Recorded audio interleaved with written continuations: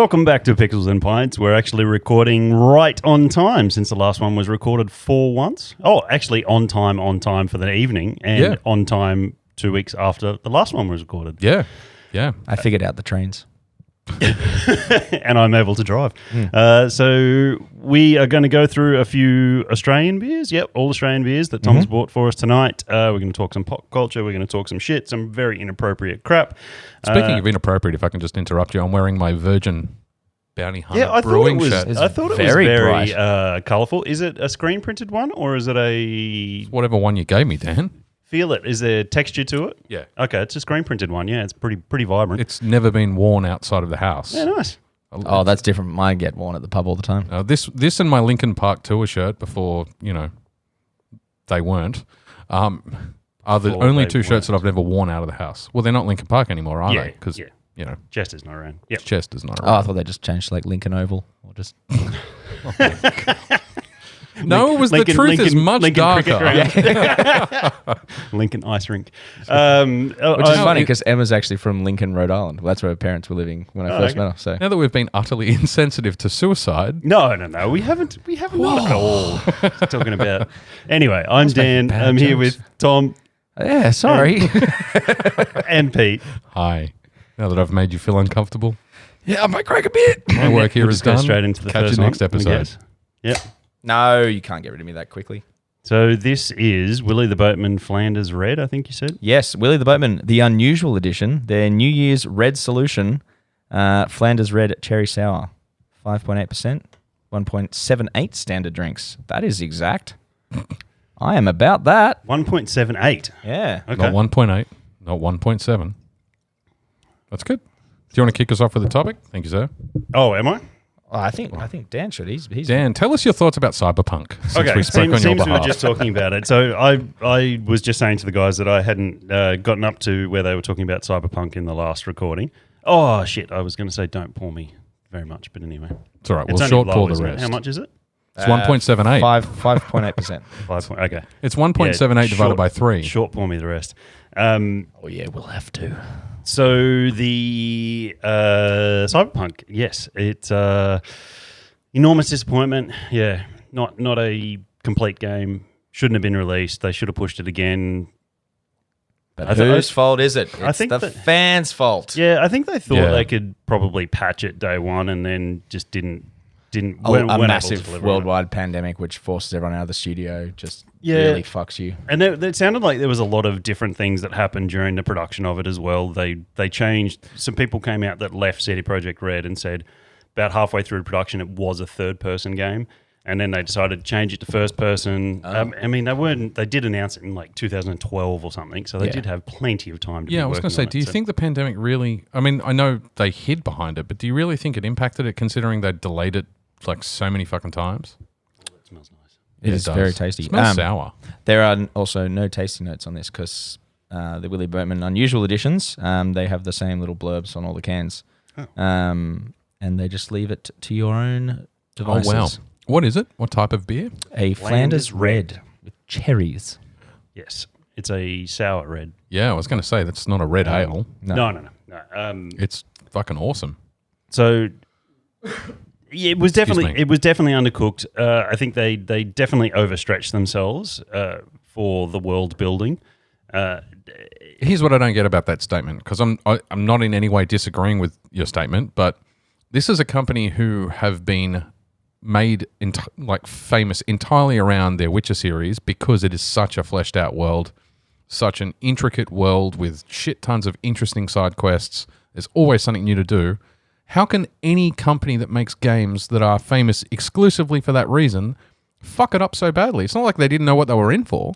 Yeah, I think that the Witcher was different because it was populated in villages and cities. I think it was very centralized. This is a enormous city, and the biggest. There was so much time in The Witcher where you're just riding through the countryside, and there's no one. And then you might bump into a monster. Yeah, or a traveling little merchant. The merchant, yeah.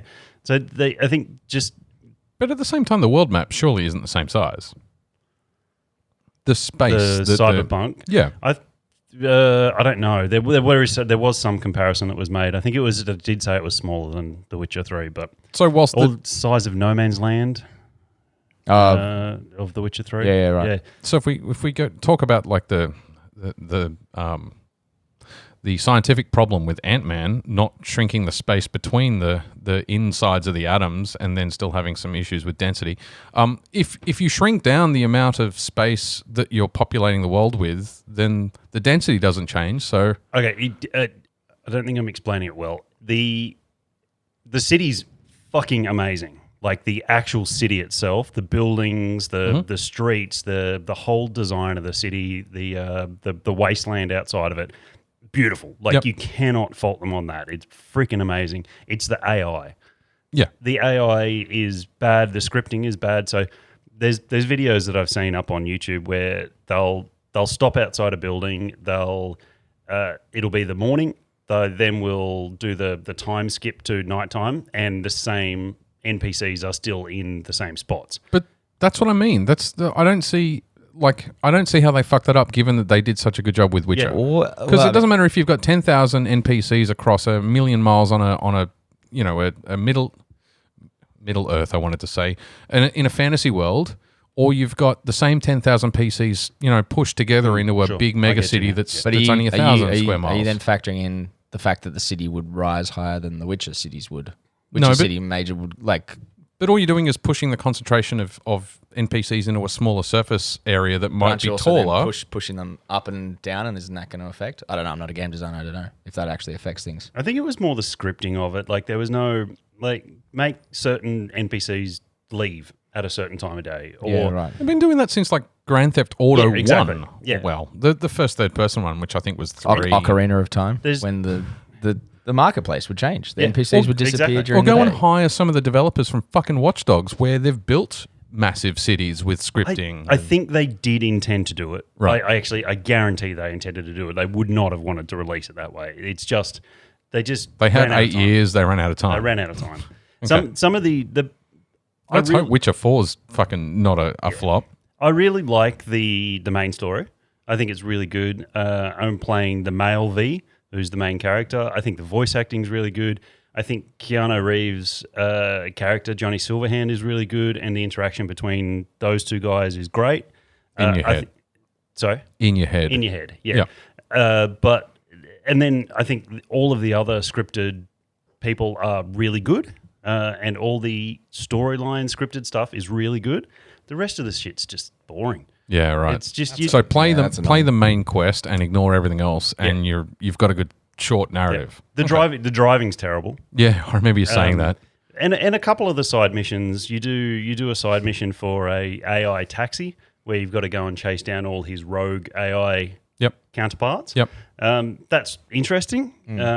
Couple of the side missions are interesting, but then just the little gap fillers, the little random crimes. They're not random crimes. They don't go away until you act on it. Right. You could pass the same thing 20 times and it's still happening. If you played it in-game for a year, that crime would still be going on that entire in-game time. That mugging, yeah. Until you interact with it. And it's there. Like, you can stand back and watch those guys there, and it does not change. And it's all those little things that we've been past this. Yeah. We're past this in games. Yeah, we really are. Yeah, 100% we are. Like, it was such a... And I'm an absolute apologist for CD Projekt Red. I think they did the right thing. I think they did the wrong thing with the PS4 and Xbox version, releasing it. Oh, yeah. I think they did the right thing when they were called on it and pulled it and offered refunds and everything like that. And the other thing, the other thing. Did any of the cutscenes like bug out for you? The main story cutscenes? No. I didn't experience any of that. Because one of the funniest articles I read where someone was smashing it was that the final reveal in one of the final cutscenes, he looks into a mirror and some shit happens, and his main character was inside out. Oh, okay. And he's like, well, like this is supposed to be the emotional climax of the game, and I'm looking at my intestines and my eyeballs and shit. Obviously not his intestines. I haven't finished it, so I can't make a call on that specific one. The one thing that totally fucked it for him, apparently. The one thing that did get me offside as soon as I got the game, I bought the PC version. Mm-hmm. I bought a physical copy PC version. Yeah, I remember this. No fucking physical copy. It's a fucking digital download code. Are you kidding me? You paid what, $100, call it, or $90 Yeah. for a cardboard box and a piece of paper. Yeah, fucking 3 Night City postcards, some gang or band stickers. I don't even know what it was because I'm fucking furious about it. And a map of Night City and a fucking credit card download code card that I had to log into. That's because most people's PCs don't have CD or DVD players anymore. So what are you going to plug in? Like, I would understand if they gave it to you on a USB stick, that would make more sense. That would be cool. Which is what you go out and buy an official copy of like Microsoft Windows for those 5 people that bought official copies, and that's what you get, Sorry, a USB what? You stick. can buy an official copy Yeah, of Microsoft? apparently. Oh, Jesus. You know what? I wouldn't even care if it was a download code on a USB stick. If you plug the fucking stick in and it loaded up the Epic Game Store or whatever the fuck I'm playing it on, and it went to it and downloaded the game, I wouldn't care because I had something physical there to make it feel like you're interacting with you it. plug in, like, you put any PS4, 5 disc in these days, and as soon as you put it in, you got to download a fucking update anyway. And the That's exactly update's it. like 100 gig. It wouldn't have bothered me, but the fact that it was a fucking code card, like, I'll lose that code. Undoubtedly, I'll lose it. Yeah. I'll forget what fucking platform it was on, so I'll have to download. You know you're getting old when you expect physical media in a box. But I wouldn't have bought a fucking physical copy if I didn't want the fucking physical copy. All right. I'm not disagreeing I know. with I you. know. I know. Yeah, but I like pretty discs. I like printing on. We're all the discs. same. We collect shit. I mean, look at the fucking that's toys, exactly right? We it. collect Yeah. stuff. We Yeah. want it sitting And- on the bookshelf. And if I wanted a digital copy, I wouldn't have gone out and bothered going to the store to buy a digital copy. Yeah. But at least if you're going to do that, make it what's a fucking CD and burning it cost. Like $1? Yeah, exactly. Max? So make the digital copy $10 cheaper. Get the fucking postcards and that. If you want the actual physical CD, make it $20 more. Who cares? Well, it'd probably be like, what, six discs at this rate? Like, kind of. Yeah, it could be. Yeah. Most of the PS4, 5 ones I got in the last year have been double disc Blu-rays. So Well, Call of Duty Cold War is like 200 gig on my PS5. And in PS5, even if you buy the disc, you still... 200 gig. Yeah. yeah, that was the other reason when we talked about it last time about how you were like, oh, no one wants to play with me. The download sizes for that fucking game are insane. Everyone I see who plays it, they're just like, I've been playing for 2 days and I've got to download another like 50 gig. Yeah, one of the updates was 80 gigabytes. An update. Shit. Now, Witcher I don't know. 3 is like Yeah. 83 gig. Total. Yeah. Yeah. With all of the... Well, when with the 2 enormous DLCs, add-ons, yeah. DLCs. When you load the game, it says, do you want to play single player, multiplayer, or zombies? And you pick one, and it says, okay, I'll go and download that for you now. Like, well, You don't want to play it. the fuck is the disc for then? Yeah. Like, the disc is literally like a bootstrapper. It Yeah. just loads up the entry screen for you to pick what you want to download. That is actually the fun thing that I've noticed on the PS4 and PS5 now. Not so much on the PS4. They've started doing it on some of the games that are cross like generational. But the PS5 is like you can select an option to see what parts you've installed. So if you don't want to install the multiplayer, Yeah, that's right. which was what they said when they were releasing it. And it does do that. because there are definitely games that I'd be like, I do not give a shit about the multiplayer, but the story sounds cool. Or vice versa. Like, Yeah. so when I play games, I'll typically play the first play, like the single player campaign before playing multiplayer. Now I can delete the single player campaign when I finish it and install the multiplayer. And that's the only footprint. Unfortunately, that footprint's still 100 gig, Yeah. but at least I got the option. My my PS4 has gone to a better place in that it's finally passed on to a non-PlayStation player, and I've converted him from the Xbox. I'm very good. proud of myself. Well done. My best mate Chris, he's just sent me actually a shot tonight. He finally installed it. He's not very technological savvy, as in he struggles with a HDMI cord. But he sent me a photo of him finally playing Battlefront 2, and he's started the campaign. So welcome, Christopher. It's a long slippery slope from here.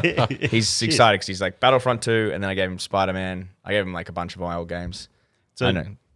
a good segue from that single player, multiplayer thing and from Star Wars 2 with the Republic Commando. I thought you were going to go about that. Yeah. we do still need to talk about this beer before Oh. it's too distant a memory I'm for done. Dan because he's finished. Really good. Bang on style. I would say that absolutely fucking nails the Flanders Red style.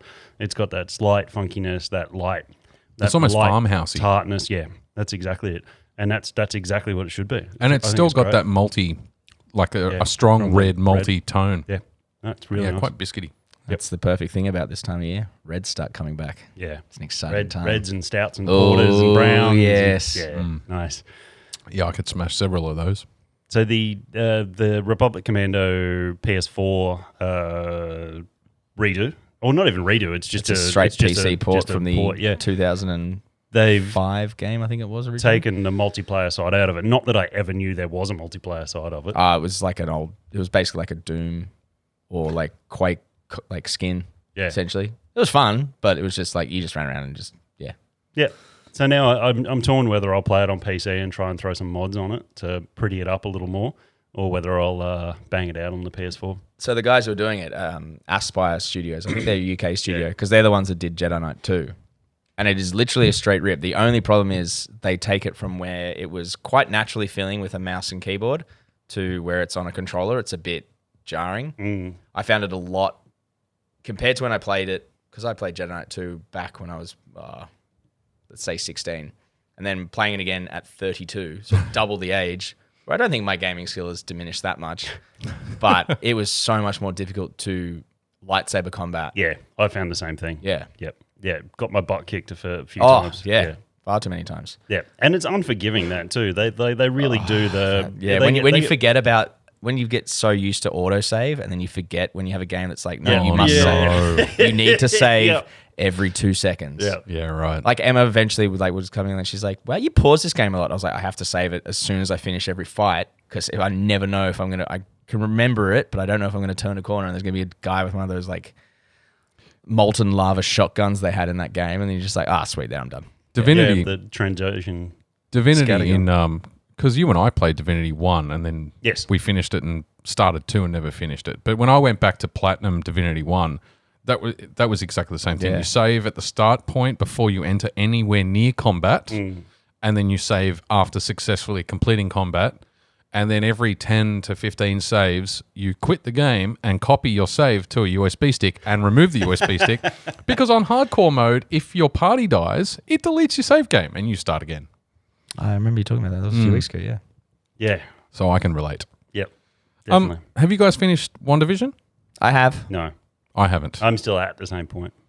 Which is what, episode 3? They just had the kids. Okay.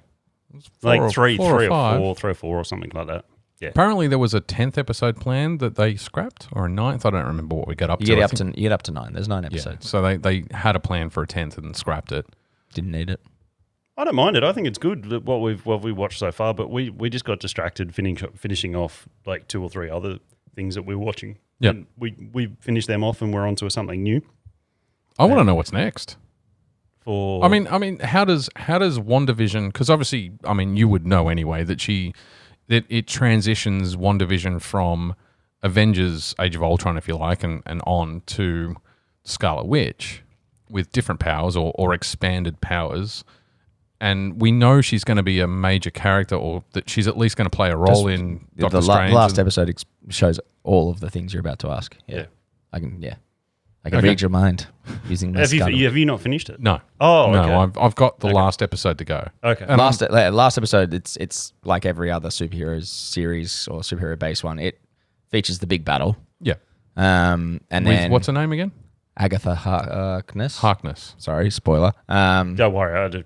You probably She is the big bad for Scarlet. Well, actually, in the comics, and I don't know, I haven't read the comics. I'm just going to put my hand. I Wikipedia'd it, but Agatha taught Scarlet Witch. She was an underling who kind of split off because they've got different styles of magic. One's chaos and one's the purple stuff. Yeah. So no, the last episode has the big battle, and then there's like the kind of Anti-Vision. White Vision, which is from the old comics. When Vision originally had his mind wiped, he became the White Vision. And he's just cold and calculating. And there's a very fun... Bettany was going on about that because he had an accidental on purpose spoiler that you were going to meet a character that he was very excited to meet, and everyone started predicting who it might be on Twitter, and he was actually talking about himself. Yeah. There's a very fun battle because they have the main fight is the witches and then Vision versus Vision, but then they have this... Oh, okay. I wouldn't say it's just a philosophical debate moment, and it's very, very like Paul Bettany Vision, just like So at the how moment they important is WandaVision to Phase 4, do you think? Huge. Oh, I think Okay. it'll be massive. Yeah. No. Watch the last episode. I will say, for those who haven't watched it, if you are, there is a mid-credit scene and then a post-credit scene. Okay. So stick around for the credits. The post-credit scene has one of the bigger Reveals. and Okay. the most important moments in the whole series, actually. Okay. Wow. I started watching it, but I got 5 minutes in and I went and I thought to myself, I am way too drunk right now to really absorb any new information. So I turned off and that's went to fair. bed. I think that was the right call, to be honest. And predictions for what's next? Considering you don't know anything that anyone else knows for sure. For sure. Well, they're talking about how now WandaVision's it's definitely already leading into Doctor Strange 2 Yeah. and all the multiverse stuff. Madness of the Multiverse or something it's called. Multiverse of Madness, yeah. Multiverse of And then Which just gives them license to do whatever the fuck they want, really. yeah. Well, in all the Doctor Strange comics, he just pops from multiverse to multiverse, just doing whatever I'm not Doctor saying it's Strange does. inconsistent. I'm just Yeah. saying they can literally bring characters from any franchise they've never introduced, or they can bring characters that they've killed off in MCU. They could bring fucking Eric Banner back as Hulk, and it wouldn't be out Please of. don't. Please don't. But my point is, Yeah. they have license to do whatever. Yeah, well, I mean, that's hopefully that's Well, all that's that also they going to bring the X. Well, that's where it's Yeah. featuring in is Spider-Man: No Way Home, which is the next Spider-Man movie. They've officially announced that. Is How many lines? How many catchphrases they're going to get out of that same play on? Oh, did Yeah. you not see the little Instagram reveal they did? It was actually No. pretty funny. They gave was it Zendaya, who plays MJ, Tom Holland, and the guy who plays the sidekick. They gave them all a different line as like what the tagline was going to be, and it was like Spider-Man phone home, and then like Spider-Man home something else, and it's Tom Holland. He's walking out. He's like, "Oh, they wouldn't tell me it," and they're like, "Yeah, of course they wouldn't tell you tell it." everybody. It's like, "What do you mean?" It's like you spoil everything, and then they walk past a whiteboard, and it's just got Spider-Man: No Way Home written on it. Yeah, okay. And then it reveals into the proper font. I love that they lied to him for the script ending for Endgame. Oh yeah, I mean he's just it's. Like, I would be the he's exact still same. dirty about it. He was cut. Yeah, but it's I like mean, he was you told ima- he was if going you to were a cast- wedding if and he you was were going to a cast as fucking funeral. Spider-Man, if you were cast as Spider-Man, and then like you got involved as Spider-Man in the whole MCU, I'd be like, I'd explode. I'd actually explode. And I love that he captures the fan spirit so Yeah. so perfectly in his portrayal, and that kind of personality as an actor is perfect for the character in the comics too. Yeah. he's So still one of my standouts. So I think it looks like they're leading with the Spider-Man by the sounds of it, because they've brought back Alfred Molina as Dr. Octopus. Okay, So it's looking like they're doing Spider-Verse, multiverse, and so they're all going to intersect, and and Strange may actually appear as more of like the Tony Stark figure in Spider-Man.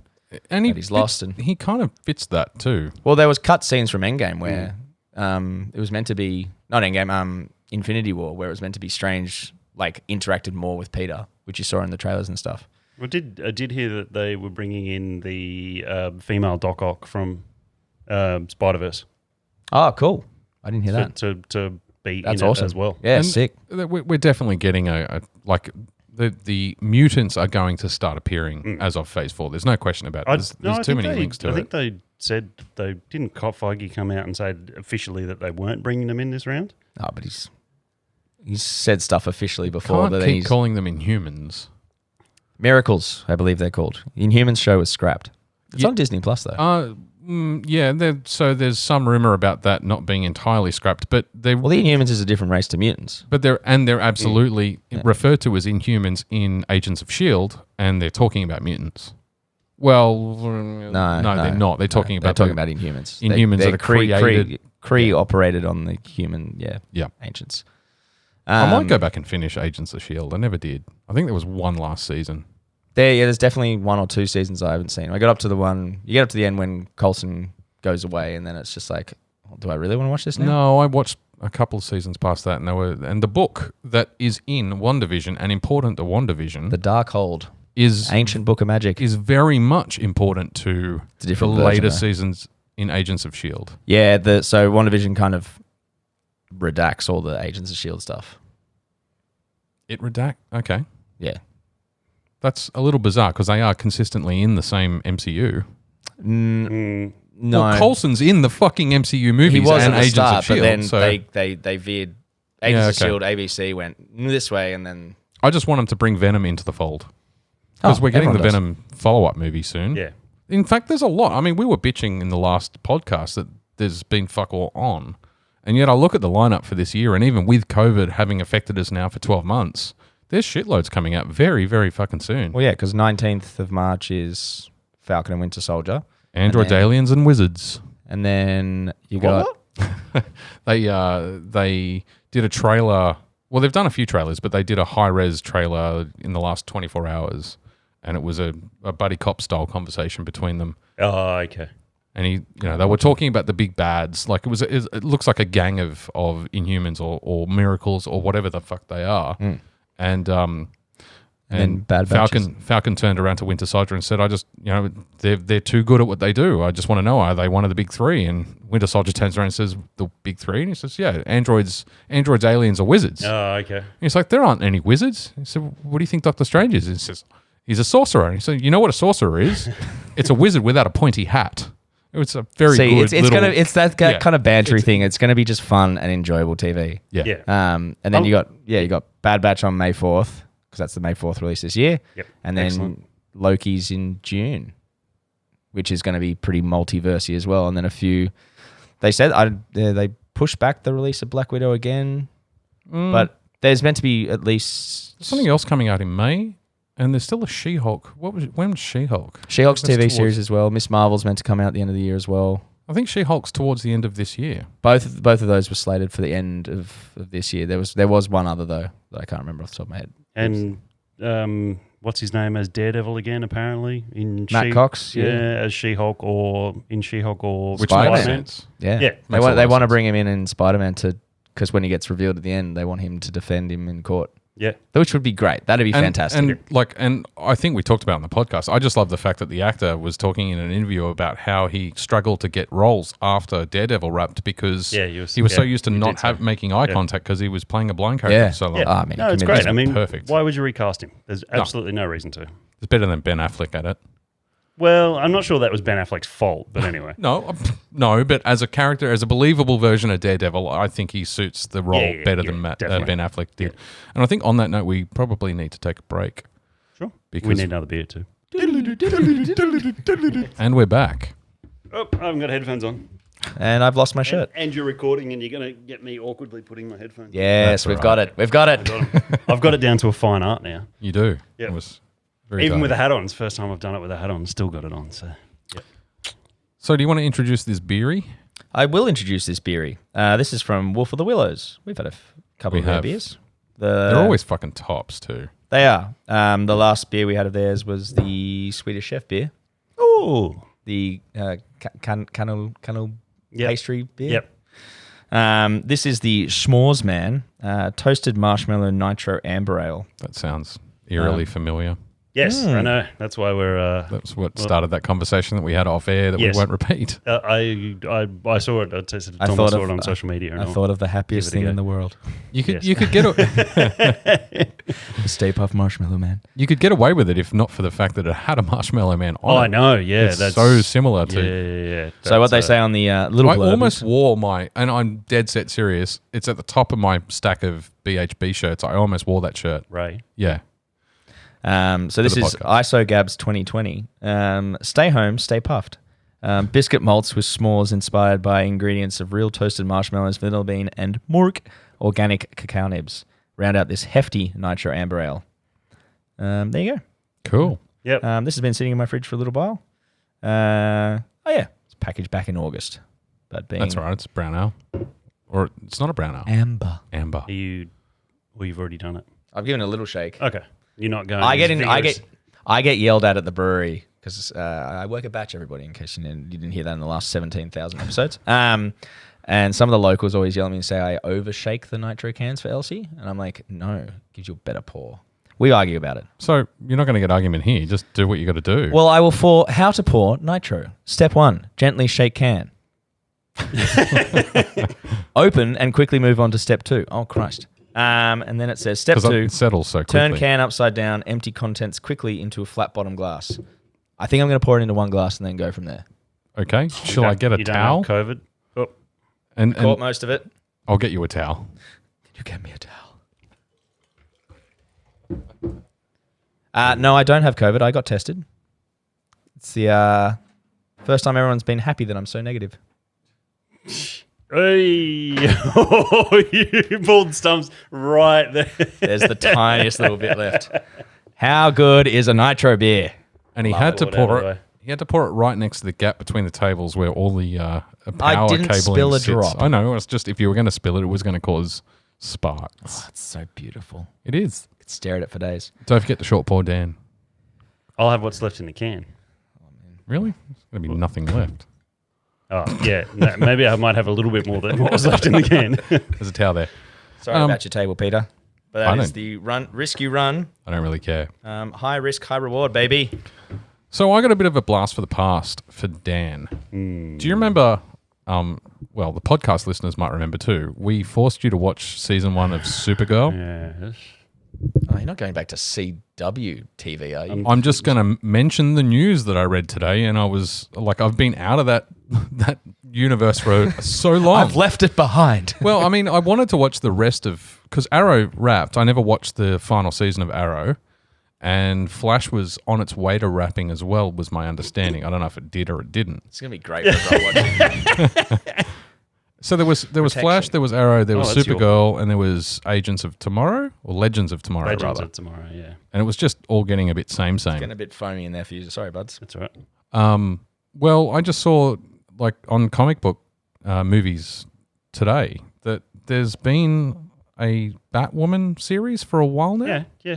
Had the Ruby Rose. the Aussie chick. Which, I mean, she was introduced That's- in one of the crossovers, but I didn't realize she got her own series. And there's also a Superman and Lois. Yeah, which only started last week. That's very recent. yeah. They're up to Ep 4, I think. Yeah.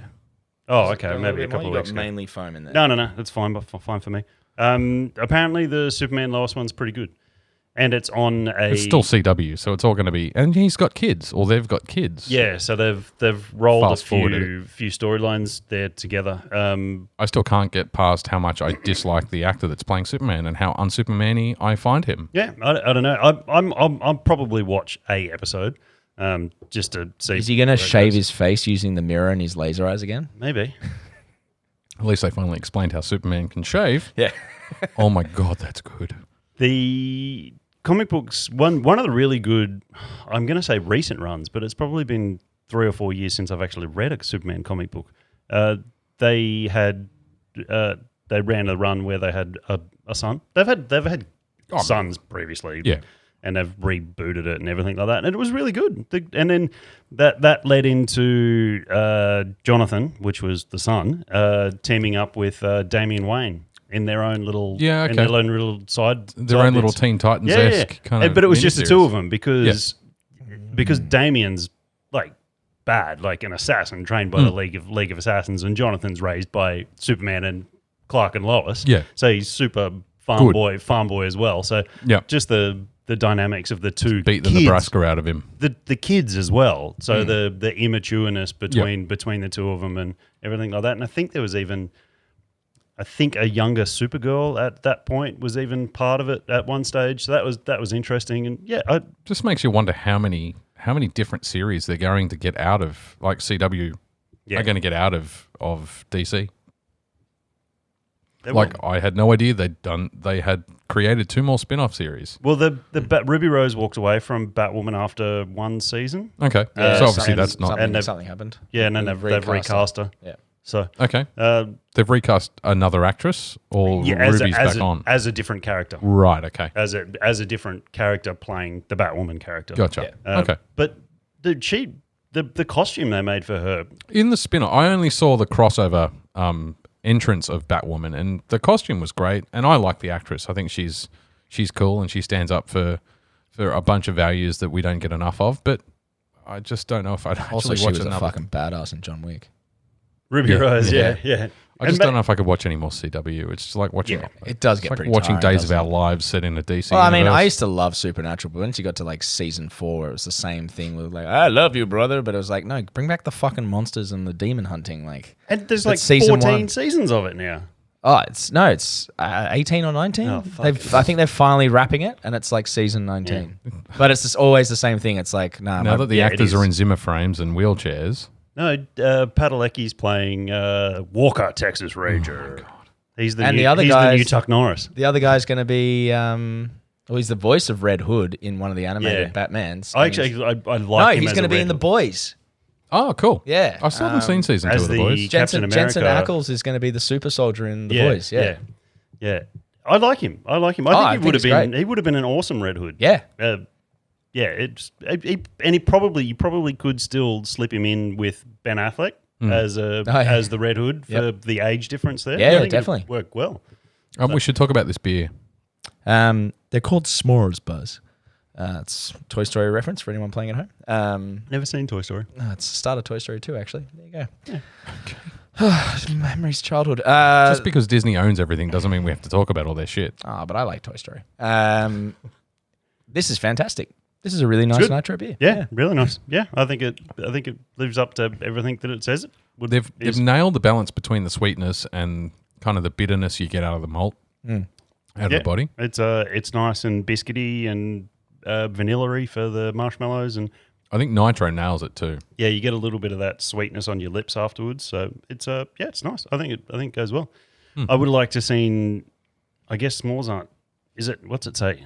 What's it actually? I don't say? get toasted marshmallow. I don't get any marshmallow. Well, vanilla. Vanilla is what there's vanilla in there. I get marshmallow. I get the Yeah. idea they're going for. I would have liked to have seen a little bit more toastiness. But I think it's great. But not everyone can spend 6 hours with Yeah. a blowtorch and But also maybe just some black malt to give it a little bit of toastiness there. But I think it's great. I'd happily sit on that. yeah. Happily. Be interesting to see if it opened up much as it warmed. Don't know that you'd want to warm it though. I'm not waiting gonna- it's around. not- I was about to say it's not going to last that long. No, it's really not. Following on from last week's episode, excuse my crusty throat there. But he doesn't have COVID. I folks. don't. Tested negative for COVID, positive for a range of STDs, but we're clear for COVID. Well, we're not doing anything like that. I finally got those Avengers PS4 trophies. Do you need a moment to clear your throat properly, mate? Because it sounds like you got a frog in there. Well, I'm smuggling frogs. No, it's. I did hear that part of the. So I podcast. contacted Square Enix and I do found it a bit weird, don't I? Excuse me. He did just get back from Mardi Gras. back. Hello, how are you? Richard Mercer's back on the mic. He just got back from Mardi Gras. We all understand. It was a pretty busy weekend. Yes, Peter, for all the dicks I was sucking. Thank you. Wow. God. Hey, I got to make $1. Anyway, yes. Keep my mouth well shut. Unlike me? That's silly. But no, yes. So I couldn't get those trophies and I wrote to them. You Contacted. roped to them. I wrote to them. Okay. Yeah. I wrote to Square Enix and they were... They just blessed They- you with a platinum. No. They just gave me pretty generic responses back. Oh, sir, have you tried switching it on and off again? It's like, yes. So, Really? They did not. Did they, actually didn't say actually that? use that line, but that's basically what they said. They were like, have you tried this? And I was like, yes. And so, oh, have you tried that? Yes, I've tried that. I also tried this, and this. And I said in the last one, I actually got my old PS4 out to try and think, oh, maybe it's a PS5 issue. And then last week I was playing on, it was Friday before work. I was just during the day. I was just having a little session playing. And Just randomly popped, didn't it? and then I looked at my notifications. There was an update the night before. And I was like, oh, I wonder if that's an update just for me. It's so special. And then I looked at the patch notes and I was like, oh, no, it's a generic update. But Right. yeah. It didn't it's, say Tom's version. Yeah. Version 1.25 Tom. Yeah, no. But it's just now. So now it's on the road to the platinum. And then I think I'm going to go back to Witcher 3. So it did pop. I'm going to platinum it. I played the two that were bugged. Yeah. Yeah, awesome. And then I reached out to a guy who I'd put a post up on a Facebook group I'm in, and he was like, yeah, I'm having the same issue. And I reached out to him. I was like, hey, man, try it. And he got back to me. He's like, yeah, it worked for me too. So Cool. So you got utterly they're slow- useless advice from their support line, but you ended up getting a resolution. But what I think is they passed it on to the devs. So I was very impressed by Square Enix for actually going back. Like, it's what? Oh, that released in September, I think, last year. Yep.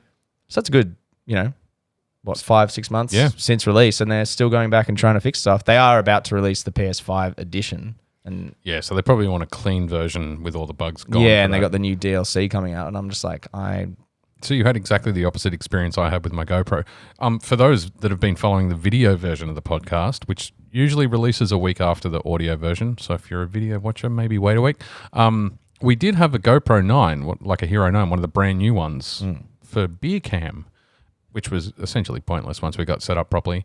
And I had problems with it. I had hot pixels, so there were these bright red and blue dots all over the thing. Brand new camera, and they're not fucking cheap. No. Contacted support, and they gave me the runaround with the whole, have you turned it off and on again? And have you changed the settings? And if you do this, if you run it at half the maximum resolution that you bought the camera for, the issue's less. I'm like, The issue's less. Of course, the issue's less. Yeah. Yeah. So, like it's like buying a fucking V8 and then being told don't accelerate past 3,000 RPM because you won't have any issues. It's just stupid. So in the end, I got nowhere. They finally got back to me and said, and you can't contact their support, mind you. So you have to go to their website, leave them a message that you want them to call you or email you. They don't have an email response. Like you can't email them. You can't call them. There's no way to get in touch with them. Do they do they at least have an office in Australia that they call you within respectable hours, or they call you at like they're 2 overseas, o'clock in but the morning? no, they're overseas, but they do call it reasonably respectable hours. Saturdays, I mean, I contacted them. I want support, so I don't mind getting called Saturday. It's not like a telemarketer, but yeah, no, it's not 2 o'clock in the morning. But in the end, they sent me an email saying, we don't usually cover water damage, but in this particular, you told me this. In this particular case, we've agreed to replace your camera if you mail it to us at your cost. And I said, well, and then she rang me, and I said, no, I'm not paying. I think you actually said it on the podcast. Oh, did I? Yeah. Oh, okay. I'm All right. pretty Well, sure. I won't go into it again. I'll just cut the story short. Fuck you then, Dan. Because I was here, so yeah. We do talk off air, though. Yeah, I know, but yeah, I can't remember. Anyway, continue. I I have no memory of this place. Well, in the end, I mean, so in Australia, if the product has some sort of major flaw, then you don't have to produce packaging. You have to produce proof of purchase, but it doesn't have to be a receipt. It can be anything. You can throw all the packaging out. You throw the receipt out. As long as you can prove you have the product and you have like a bank transaction, that's all you need for them to replace the device if it's got a major flaw, or a refund at your discretion. So she rang me and she said, oh, just wondering, because we're going to make you pay for postage, wondering what free accessory you'd like. I'm like, I've got all my accessories. I've had GoPros for fucking years. She's like, well, okay, but we can't prepay for postage and we can't refund you the postage, so you're going to have to ship it at your cost. And I'm like, well, ACCC, Fair Trade says no. She said, well, I can't do anything. Like, I've got, there's nothing I can do for you, sir. So if you post it back to us, I'm like, well, I'm pretty sure if I make a call to Fair Trade that we'll get through this. And I just never followed it up. That's why we don't have a fucking podcast camera for that. For the beer, that's the end of my story. But Which at least actually- you got your bug feed, your Okay, trophy. I'm glad you finished that, because you didn't actually Did say tie that it you back never to- followed it through. Yeah, no, I never followed. That was back in November. Yeah, it was a while ago. It's That definitely actually last very year. much works for a little side question. Let's just say side question. I had, given that Dan here has got his new cybernetic attachment, what if you could cybernetically enhance one appendage? Don't say the penis, Peter. What accessory would you add to a limb for your day-to-day life? You can't say that, like, you can't in the middle of asking a question cut my answer out. That's not fair. I'd totally answer with penis. But you're thinking, like, as a brewer, what would be if you could have one go-go gadget accessory to come out of like your arm, hand? No, Go-Go Gadget cock I'd is my probably answer. go the eyeballs. Yeah. For somebody who wears glasses, if I could have like proper like cybernetic eyes and have like fucking Infrared HUDs and shit and be able to zoom at will and See through walls and clothes. no. There it is. Absolutely, yeah. There it is. Just, I don't know, something about Onto you, Dan. sight. Something like that always interests me. Well, I was thinking that because I was like, a lot of people talk about how We're probably as close to that in real terms as we are to cybernetic limbs. Yeah. I know we've made a lot of progress in like AI. Razer's just released a new pair of like e-glasses, for lack of a better term. I can't remember what they try to call it. Apple's patenting stuff that tells us that they're working on the Google Glass equivalent. But I mean, like, we've come a long way in terms of not cybernetic limbs, but artificially enhanced robotic prosthetics. Oh no, I've got my answer. It's still eyes, but the Deus Ex, the little fucking sunglass thing, he's got like just above. I can't even reach that fucking eye with that. You've seen them, the little silver bits, and they just pop down. Yeah, fuck yeah, definitely that. Just the sunnies that pop out. Well, and the enhancements that go with the optics and everything like that. So I read an article about two different paths that two different companies are currently taking in terms of projecting images directly into the retina through contact lenses. So they're basically trying to work out how to get a Google Glass style heads-up display onto contacts. And so one, you have to wear a necklace with the microprocessor around your neck, like a pendant, and it talks. They're going through two different styles of technology to get there. But I actually don't think we're too far away.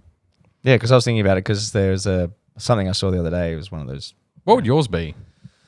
I was actually thinking, this is what I was leading into. They were like, oh, when your teacher said you'd never carry a calculator around in your pocket your entire time, but now you do. But actually the more useful part of it is the flashlight. Yeah.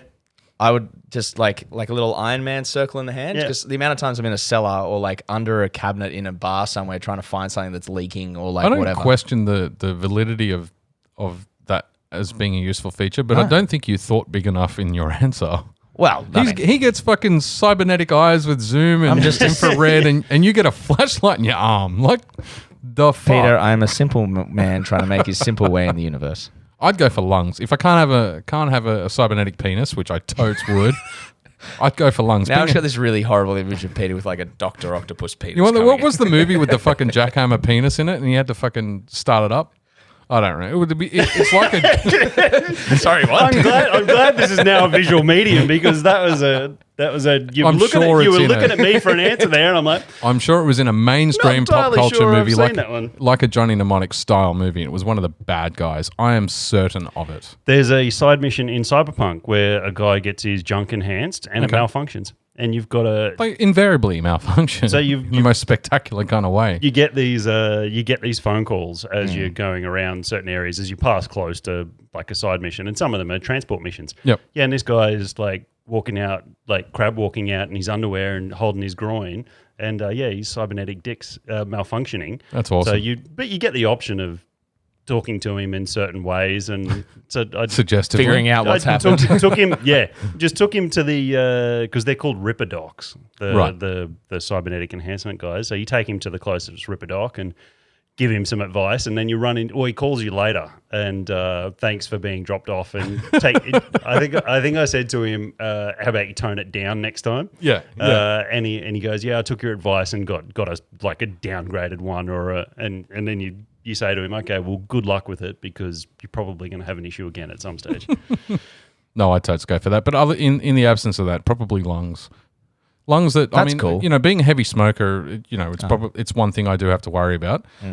But beyond that, being able to hold your breath for 10 minutes, being able to essentially breathe underwater, or at least hold your breath longer so that you could go snorkeling without the snorkel, breathe in toxic fumes. Yeah, I think it would have its uses. If I this is quite an interesting question, Tom. If I had second choice, I come up with good shit. I'd definitely go legs. So definitely. You can run? Yeah, more for sort of hiking in that. I've done some pretty grueling hikes, and to be able to get through that, a little bit easier, and then but take on harder stuff because you've got the equipment. Well, a lot of hiking is actually the glutes. So you could, while you're getting your penis augmented, you could get your ass augmented, and you'd be fine. You just do it all the way up, wouldn't you? You just go all the way to exactly. Go all the way to the lower back. Leave the scrot intact, because you never know when you might need that. Just go along that way. So legs definitely. But you do want that. You do want some armor around the scrot though. Like if you're cybernetic... chafing there would be horrible. If you're cyberneticking... pinching. If you're cyberneticking, from the hip down, leave the testes, take the ball sack. A lot of the stuff in Cyberpunk is like the arms. The arms have like segmented plates and the legs and that do. The cutscenes looked amazing. Getting your scrot caught in a fucking seam in your just trying to take a leak. Cybernetic legs. No, just walking along the street and... Grab a pinch, that's grab a pinch, yep. No, thank you. Yep. That went downhill. It just reminds me of my couch. I've got it like a press button, like lazy boy style couch. and it's got pneumatic pumps or some sort of, it's a full-on motor with steel welded fucking framework. And I know if the cat ever gets under there, I'm not even going to feel pressure. You press the button to close the couch, and if the cat gets crushed, it's not like I'm going to feel it like if I hit something in the car. Yeah, and that's exactly what that would be like with the Pinch. Anyway, we've got 8 minutes left in this segment, and we haven't really talked about it. Where did that question come from? Was that just a... He was reading Clio magazine. I needed a torch and I didn't have one? No. It was just talking because we were making jokes in the last episode about changing your thing to be Winter Soldier with your new arm, and I called you Winter Soldier when I saw you today. Yeah, and I was like, if you could have I think it was something I actually said in the chat like in the last couple of days that made me think like, that actually be pretty... No, it was because of your news from the doc. And I was like, if I could because we were like, cybernetic arm. And there was an Instagram post that I put up about him. Yeah. Or it might have been the text from one of the podcasts that we're waiting for his But no, it's just one of the things I was like, cybernetic arm. if you could add something to like a cybernetic limb, like what would you add? And yeah. This thing's pretty fucking amazing, I've got to say that. So, I'm very, very happy. Well, I'm not happy. It's just a fixed angle device, isn't it? Yeah, so I can't bend it past 90 degrees, but that hurts anyway. And it's locked at 45, so I can't. Yeah, so it's basically just a two-piece splint with a fixed angle device in the middle. The splints, both... Nobody fucking cares about this, but anyway. The splints, because not even I care about it. The bones want to stay in line. Yeah. You want to keep them in line. And then just at that front little plastic bit, that's where the blade pops out. Yeah, but it's is kind of like an Assassin's Creed. Creed. The Assassin's Creed. Yeah. So cool. No. Can we, we've got 6 minutes and we're going to need to get both beers out for the last segment, but Zack Snyder's Justice League. Man, I couldn't care less. I'll watch it. I know that Ben is talking he seems super excited for it, and I get it, but it's just been hyped to the point that it's never going to deliver. Yeah. They're now saying that they haven't actually confirmed they're going to do a theatrical release in movies. No, it's going to HBO Max, isn't it? They were going to do a simultaneous thing. And they did state that if it makes it to theaters, there will be an intermission because it is a 4-hour movie. There's a built-in intermission in the HBO one. No, there's not. It's been confirmed. No, they haven't. So what they've now said is they're splitting it into 8 parts and releasing it as a mini-series. When did they say that? Today. Oh. And that there'll be no intermission. Now, the thing that I can't wrap my brain around... Then you got to play Offspring's Intermission. Remember that? Really? That's where you went with that? That's an odd place whenever anyone says intermission, that's the first thing I think of. Fair enough. I still can't wrap... I'll watch it, first and foremost. I will watch it. And I kind of... Well, I don't have HBO Max, and I don't intend on getting it just to watch that. So I think eventually you have the internet, here right? It's Binge. I don't know that either. I don't have that either. There's tons of good shit on Binge. So do you have to pay for it though? It's just another subscription thing. Yeah, but I've got 5. I can't afford another $15 when I'm already paying $150. So we've actually TV. Pirate Bay. What?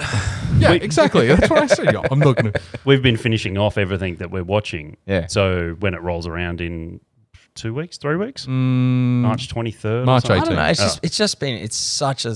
It's been such a long, slow build to it that I don't see the point because I didn't really enjoy the first edition, and I don't know how much more you can actually improve on that. I rewatched Justice League because the girlfriend hadn't seen it and rewatched it, and I actually still enjoy elements in the movie, and I'm still angry and frustrated at how disappointing it was, but I just still can't wrap my brain around how you can revisit a movie that was shot and wrapped 4 years ago and get another 2 hours out of it. How is that even possible? Well, he recorded a bunch of shit, and he's I not would using. Assume that he's got 30 minutes on the clipping, on the cutting ground, right? I think way more than that. Well, obviously. So think about how much they left out of Lord of the Rings, like that they would have wanted to add. Yeah. Yeah, but you don't film an extra 2 hours when you're shooting a 2-hour film and then cut it down. But so much of the original release wasn't his. Yes. So he's not using anything that wasn't his from the original. Makes sense. Anything that Joss Whedon added, he's not being used. Yep. So he's now you're down to say 90 minutes. Yeah, but he basically finished. Right. So But But I thought Joss went back and shot more than at least half an hour. well, they did, but they redid it, and But Joss they only took came a whole in bunch out. because Zack stepped away because of his daughter. Well, and If he'd already But- wrapped, but- then But I know. I thought There was a Joss. lot There was a more lot other of things. reshoots. Right. I remember a lot of reshoots. So none of the comedy, any of the comedy, I say this in quotation marks because it was just badly placed stuff. it was bad comedy. That was all, any scene that is like that. So I haven't gone back and watched Justice League yet, but apparently the scene where Bruce is talking to Barry in his little flash cave. in his lair. In his lair, that's what he calls it, is it? Or yeah. Yeah.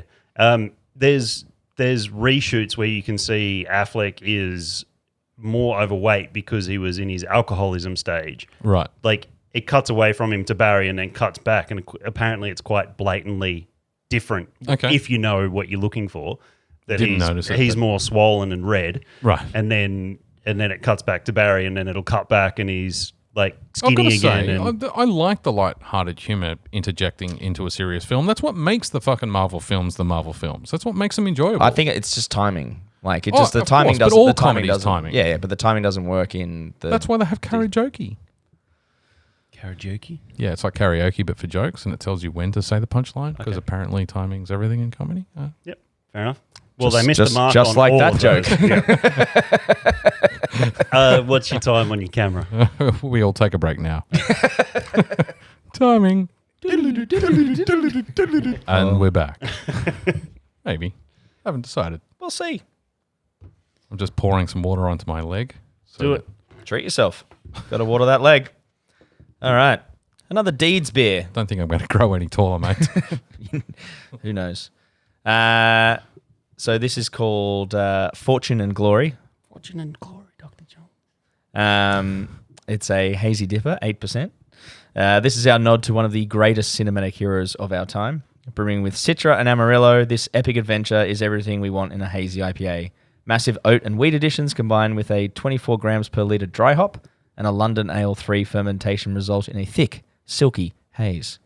There are big juicy notes of guava, passion fruit and stone fruit, followed by orange and grapefruit, and a touch of spice. But this isn't a pure fruit brom. Brom? Christ. 60 IBUs came out of our kettle and whirlpool, reminding you that this is a big, dank dipper with serious floral and citrus aroma. Why do we do these things? Fortune and glory, kid. Fortune and glory. And you can't do the accent anymore because you get yourself in trouble. Dr. Johns, Dr. Johns. I'm sure you can. So, where do we rate Temple of Doom in the quadrilogy? No, I'm sorry, it's a fucking trilogy. But the Yes, aliens. we would all like to say it is, but no, it's not. But I would yes, put it second. It is. Because Last Crusade is always going to be my favorite. Yeah, Tell me you didn't bring it, Sean. I don't know. No, I still go the original, but I'm the same with Star Wars. I love A New Hope yeah. because I'm an Empire boy. Yeah. Always have been. I'm an No, Empire. I can appreciate how good Empire is, and I can appreciate how good Temple of Doom is, but It's the second act. Like, that's the thing. The originals could stand up as their own, and that's it. It's that like A New Hope stands as a standalone movie. standalone movie, and Yeah, so agreed. do I Yeah. feel with Raiders of the Lost Ark. Well, I think Temple of Doom does as well, Oh, definitely. considering it's a Yeah. prequel as well. That's going back to that like serial kind of like adventure, like that radio adventure. Yeah. Yeah. Well, actually, they're all fucking standalone. What are we talking about? All three of them, yeah. Oh, actually, no, because I think The fourth Last- standalone is a piece of shit that should never have been included. yeah, in the well, series. exactly. But Sorry. well, Last Strong Crusade opinions. does reference the Ark, so Yes, it technically does. it's not Yeah, a standalone. true. That's more than enough. Thank you. Oh, yes. Sorry, I- driving 8%. Jesus. I do notice get Amarillo annoyed. seems to be getting a lot of playtime at the moment in our beeries. Yeah, Because we had an Amarillo, Decat's Amarillo, Oh, Deeds love it. Absolutely love it. and then you've just given us a oh god, I seasonal. can smell that from here, and I haven't even brought Yeah. it up. Yeah. You've just given us a Amarillo hazy. Yeah. oh, it's yeah. nice. Yeah. It does kind of look like gold too. Yeah, it's got that really what's the word? I can't remember the word, Dan. We were talking about it a lot. That real bitter acidity that hits you in the back of the throat. It's a good high level bitterness, but it's really smooth. Like it's really, really good. Real fresh too. Really good. Like very piney. Yeah, This is the second release of this beer, so I think I don't know if they slightly changed the recipe for this one. Well, maybe they improved on what they had originally. I think probably the hop additions are the same, but maybe they tweaked it a little. But this is the second release of this beer. I'm not a big fan of like really bitter beers, but I don't interpret this as bitter in the sense of a mainstream beer. I interpret it as almost like orange rind. I do like the way Deeds do. I don't know if you probably won't see it on the camera.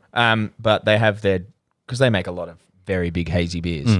But they have their little dry hop intensity little scale, and it's 3 out of 5. 3 out of the 5 little plus to minus little circles. Also, it contains a hop I've never heard of, Warrior. Yeah, Warrior's bittering hop. Yeah, okay, there you go. Yeah.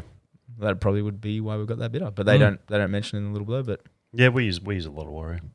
Yeah, That's good. It's really good. I'm a big fan of. I have a big fan of these. I mean, I had 6 of their beers on tap in hops for a little takeover we did. And it's always fun when you get those. It's a big, very, very expensive little 30-liter kegs. You just go, it's worth it, but it's worth it every because they're single probably drop. all fucking 10%. You're paying the excise and the alcohol. Yeah, they were that big. Because you said that was an 8 point something? That's 8. That's a straight 8. It's a flat 8, baby. And you do get, they've masked the alcohol, Yeah. but you do get the heat. Yeah, you get a little From the bit booze. of heat afterwards, but not nothing that takes away from. No, hell no. No, excellent. Nice. The label's not lined up. And the OCD kicks in. I've got one little footnote to add, I and should then I have can checked the turn my ones that phone I off. gave you guys. 'Cause they're probably not lined You're gonna I cop find it any full. label off. No, I did notice. Your protractor out. I did notice that one of the labels was overhanging the bottom of the can. I'm like, I should have fucking checked these as I picked them up. So you gave us rejects. That's all right. No, they're actually Short- they're free actually beer. from Shorties. They're shorties. No, yeah. they weren't actually. They were actually from a case. So Yeah, someone fucking laxed on their job at the end of the line. So Oh, I've got they're one little getting footnote. Microsoft has just bought Bethesda. Well, they've been They bought it a little they made while a ago, play yeah, for a yeah. while, but the US SEC just approved it, Oh, they just approved it. which is our version of the ACCC, I believe. They put a trailer out today. Well, that's Yeah. because I think it was only today when- or when- yesterday that they approved it. The just SEC. before the PS5 came out, they were talking about because they were doing all like this is what the PS5 is doing. This is what the new Xbox The Series. bid would have been in for ages for the SEC to review it and say it's not anti-competitive and there's no And it was dodginess going on. fucking ridiculous too, Oh, like yeah. $7 billion Yeah. or something. Yeah. I'm just worried that we're going to miss out on some PlayStation Bethesda love with Xbox Elder Scrolls. exclusives.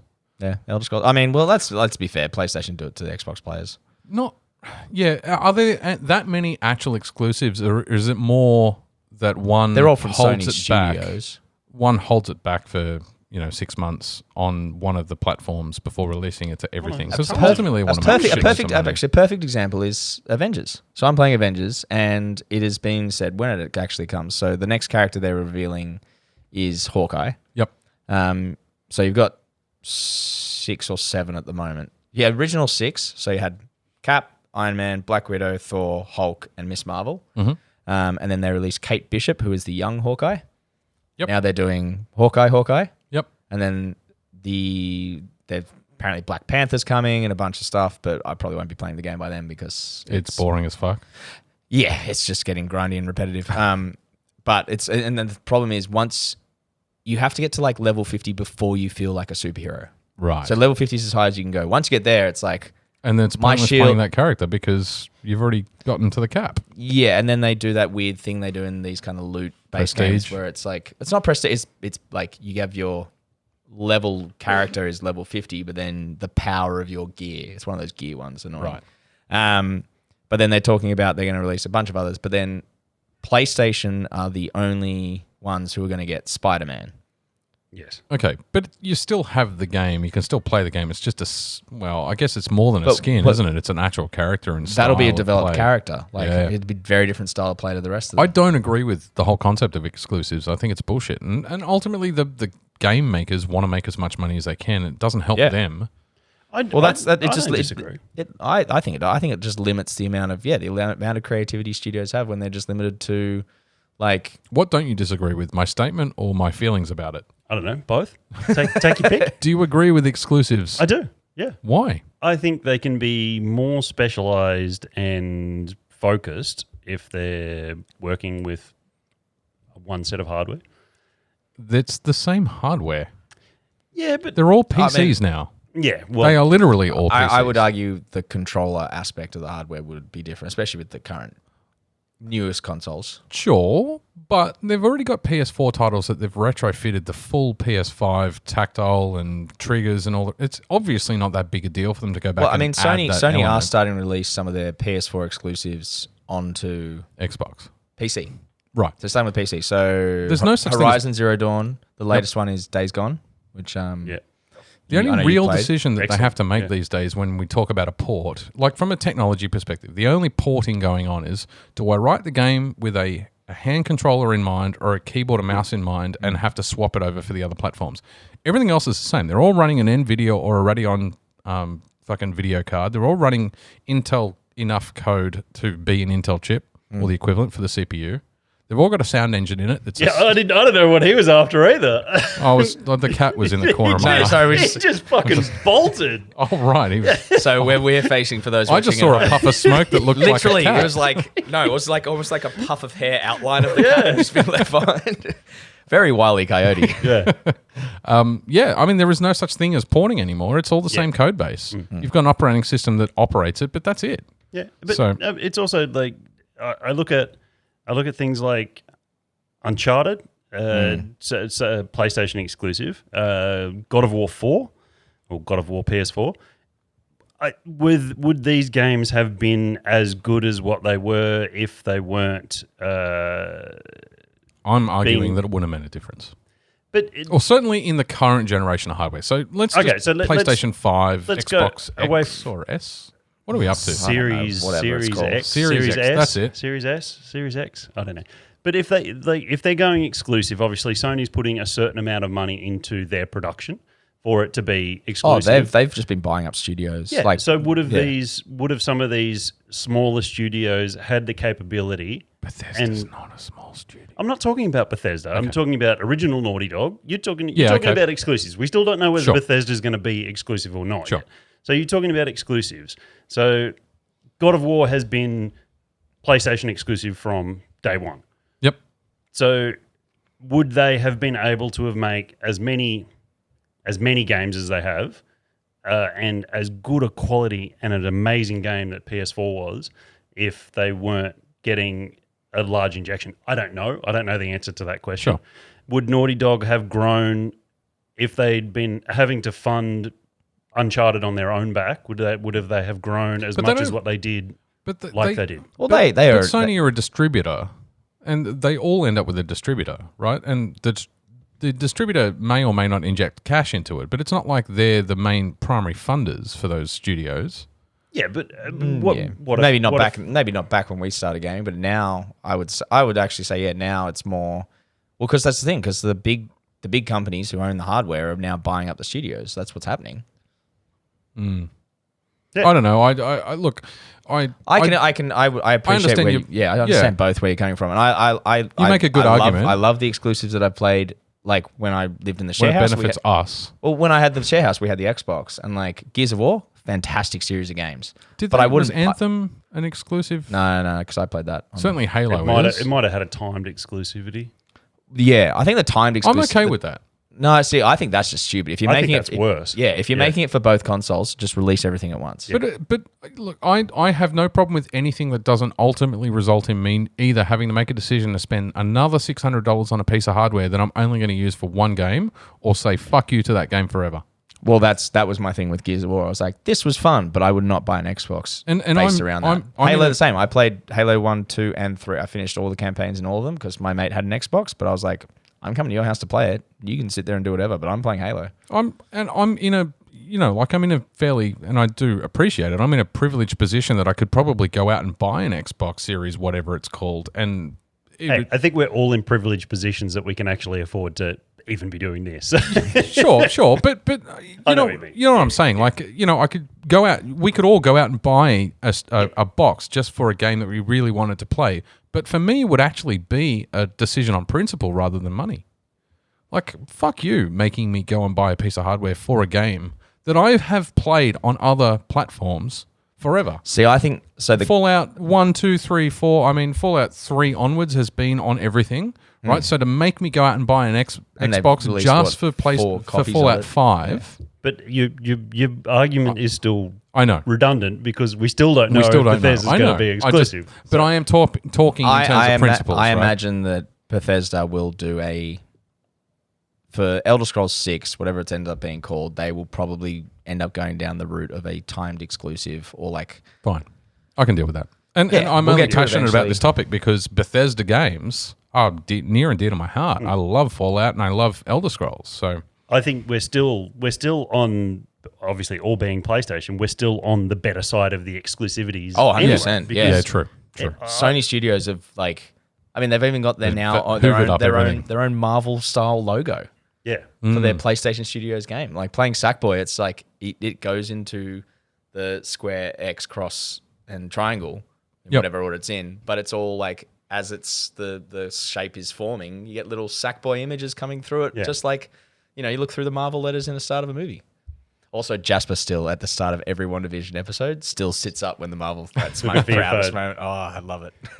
I miss those little intros. It's like I miss all the LucasArts like exclusive intros for when the they're like logo intros. The little dude with the it was, lightsaber. Yeah, exactly. Yeah, when it was But then we've been watching that since we were kids, right? Yeah, but that was so good. Lucasfilm, It was so much fun. You don't get them anymore. LucasArts games, yeah.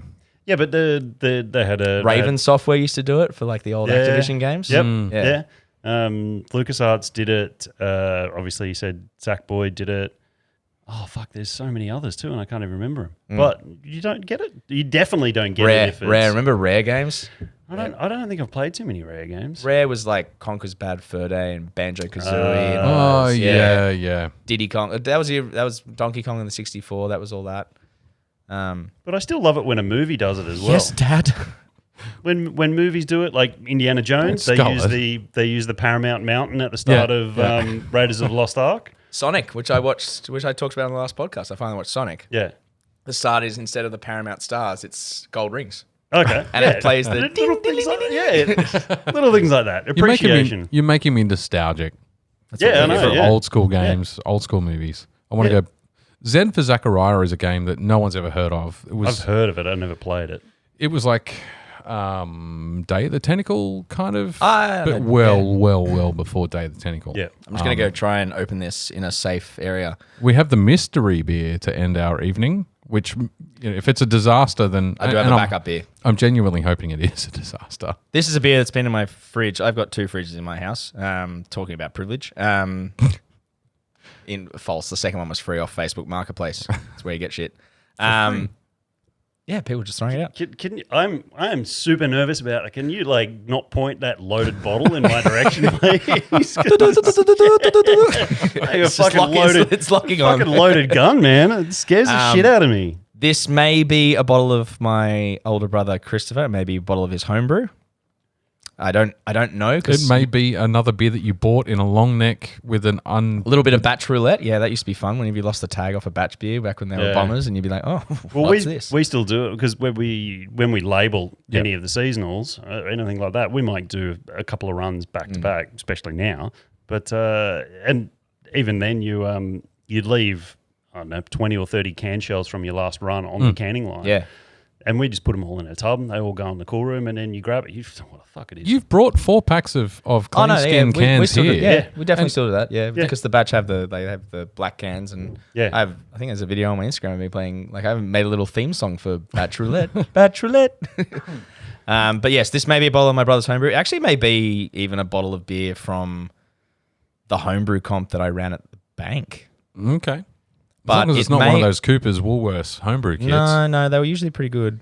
It may also explode on us. So if I die, ladies and gentlemen, it's been an honor and a privilege, and I will haunt you from the next world. I'll be back. Outside. So funny you'd say about Sink outside. No, use the sink. I'm only kidding. funny point saying at the window. about Bedroom, right? Okay. nostalgia and Day of the Tentacle because I was limited to single hand gaming. Combat. Yep. I decided I would play the Full Throttle remake. This is not the first time you've mentioned this on the podcast. Well, yeah, because it came out, but then I never got to it. Okay. And it didn't explode. That's a good start. I was going to scream from the kitchen, just be like, "Oh God, why?" Thank you for clipping. The Full Throttle remake was good and great. Yeah. I mean, I love that game from years ago, but fuck, it's so short. You know, it's weird. I remember that I enjoyed the game thoroughly, but I'm not nostalgic to ever play it again. It's really strange. That wasn't the color I was expecting. I knew. Yeah, it's a little bit lighter. It's the same color as the bottle. I don't think this is one of my brother's beers. Because it looks too good. Don't pour me too much because I don't know what strength. Oh yeah, we have no idea what ABV this is. This could be like proper cleanskin. 20%. Somehow doubt it's 20%.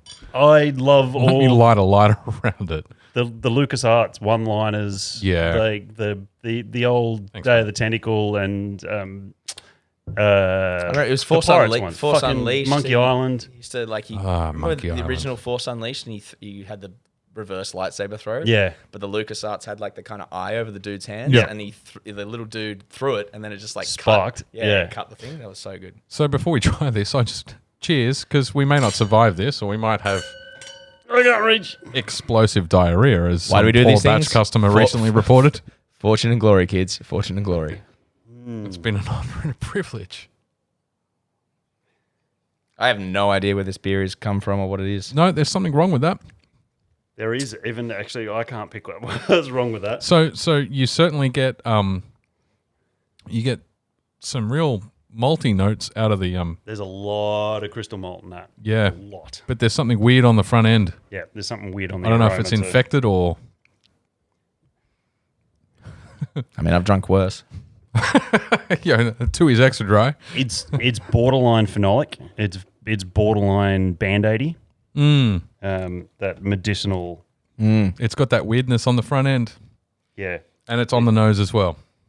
Well, I've been saying for a long time we've never had a bad beer, and I really wanted this one to be a bad beer. As long as it doesn't poison us, I'm cool with that. But we don't have anyone to blame. Nope. Tell us, Dr. Dan, what's wrong? That reeks of Cooper's Kit. It reeks of malt. Just call it how you see it, Dan. Fucking hell. What do they call it? I, Malt extract. Ah. Malt extract. That reeks of malt extract. but right on the Very start well of could be the, one of my brother's beers then. it's really strange. And you know, I would never sit down and eat a pizza and describe it in as Might much send a detail photo as to we. him and be like, is this one of yours? Have you ever made like a beer this color? I'd never describe a pizza in as much detail in terms of the flavor notes as we do beer, but like it's really thin at the start of the palate, and it's got that weird chemical taste, but it's not offensive. It's just wrong. Oh, no, it's offensive. And then you get the malt hit, and the malt hit's not a bad malt hit. But yeah, no, I think we're going to dump this. And the color's nice. Well, you guys can enjoy it if you like, but... No, I'd rather have the backup beer. Yep. We got 9 minutes in this segment, so I think we're going to 4 segments. Yep. Call it. Do you want to take a break, do you? Well, he's got to rinse the glasses and get the next beer, so Oh. if you've got 9 minutes, you might as well. Yeah, I mean, I've done some pretty horrible things in my time to my own body, but I'm not drinking the rest of that. I'm calling it. We're totally going to get... So the title of this episode is going to involve someone's augmented penis, I guarantee it. And welcome back. Peter is coming in hot. The headphones are on, and we're off and racing. Often racing with a reloaded beer.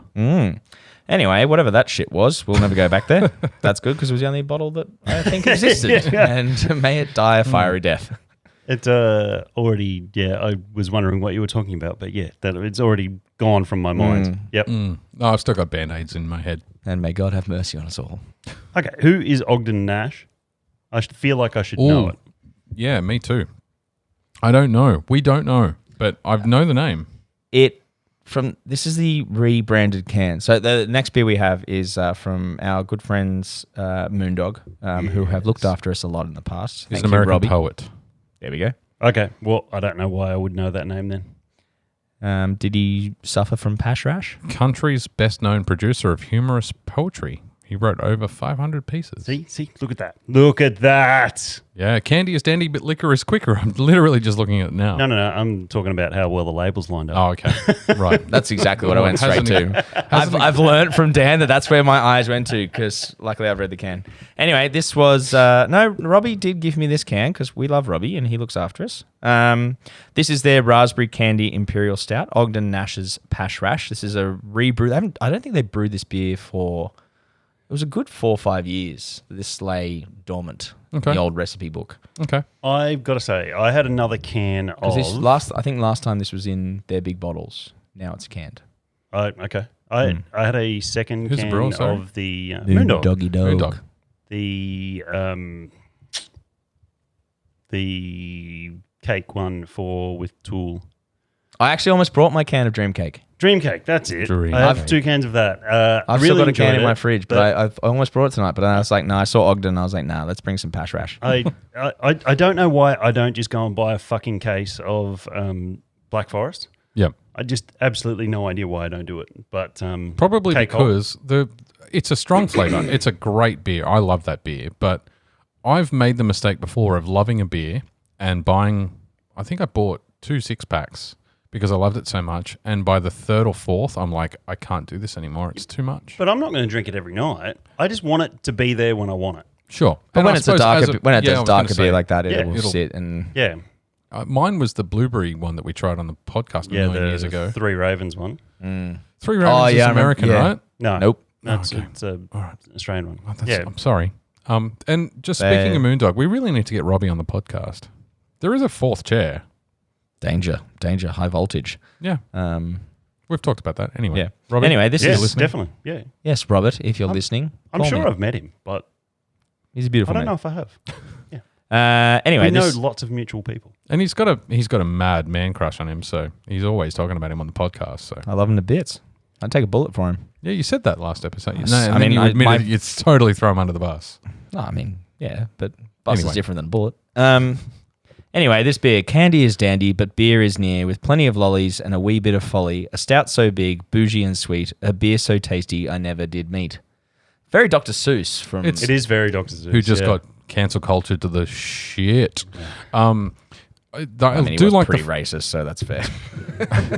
He probably was. No, yeah. he definitely was. I do like the fact that they've expanded on an actual Ogden Nash poem, which was the first couple of lines. Candy is dandy, but it's actually liquor is quicker is the original poem. Okay. I That do makes a know lot more that then. sense. Yeah, That does ring a bell. But it's cool. I mean, someone had the balls to improve on America's greatest poet.